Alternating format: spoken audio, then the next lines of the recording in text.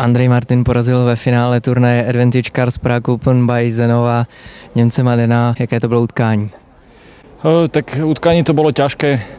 Ono nie veľmi dobre sa tu hrá, sú ťažké podmienky celkom, takže herne to nebolo vôbec dobré, ale bojujem celý týždeň a myslím si, že mentálne som na tom veľmi dobre, veľmi som pracoval na sebe po tejto stránke a vyplatilo sa to, vyhral som veľmi veľa tesných zápasov, vlastne každý zápas bol tesný a som veľmi rád, že sa mi to vypláca, to, že som do toho investoval svoje úsilie a energiu a teraz vyhrávam ťažké zápasy. Mluvil jste o těžkých podmínkách, můžete být trošku konkrétnější? Tak ono, celý týždeň bolo zlé počasie, dosť fúkalo, zima, kurt bol podliatý, takže sa dosť klouzalo, takže ono podmienky moc neboli tento týždeň na pekný tenis, ale nevždy je to o tom peknom tenise a dôležité pre mňa je, že mám 80 bodov do rebríčku a môžem na tom stavať ďalej. Za stavu 4-3 jste si dneska vzal medical timeout. Z jakého důvodu?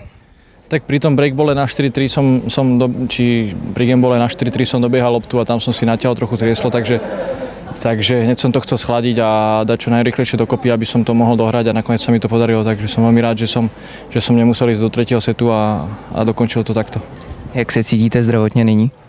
Tak nyní sa cítim vynikajúco, keďže som vyhral, ale uvidíme, jak to bude vyzerať za 2 dní. Plánujem ísť do Liberca, takže je to tiež jeden z mojich najobľúbenejších turnajov, takže dúfam, že sa tam dokopí a budem pripravený tam bojovať o dobré priečky zase. Když vezmeme celý turnaj, co byl třeba nejtěžší moment, nejtěžší utkání? Tak ono, každý jeden zápas bol veľmi ťažký a od prvého kola, prvé kolo som 7-6 vyhral. Tiež druhé kolo som sa trápil, takže nedá sa povedať, že čo bol najťažší moment, ale som veľmi rád, že som tu mal podporu kamarátov a môjho týmu, ktorí mi pomáhali a ktorí mi tiež pomohli dostať sa cez to. V prvním kole vlastně Nedověsov na vás měl 6-5 a podával ve 3. setu. Jak jste se cítil, nebo jaký to byl pocit? Tak pocit teraz dobrý, keďže som to dal a nakoniec vyhral turnaj, ale ako hovorím, že pracoval som po mentálnej stránke dosť na sebe, takže som rád, že sa to teraz naozaj takto osvedčuje a toľko ťažkých momentov a zápasov som zvládol, takže myslím si, že tiež to nebola úplne náhoda a tiež som teda rád, že sa to vyplatilo. Posílí to třeba tenistovou psychiku pak dál v tom turnaji, když se mu povede zvládnout takový těžký moment?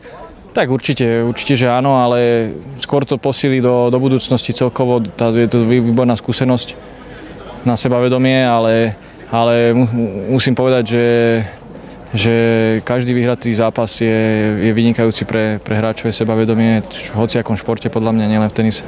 Jaké jsou nyní vaše další plány? Říkal jste Liberec a pak dál?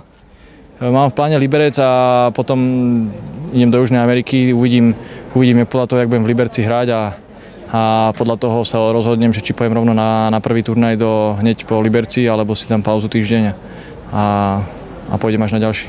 Chcete zkusit ATP nebo Challengery? No, sú tam Challengery teraz, takže Challengery mám na pláne. Dobře, tak děkujem, hodně štěstí.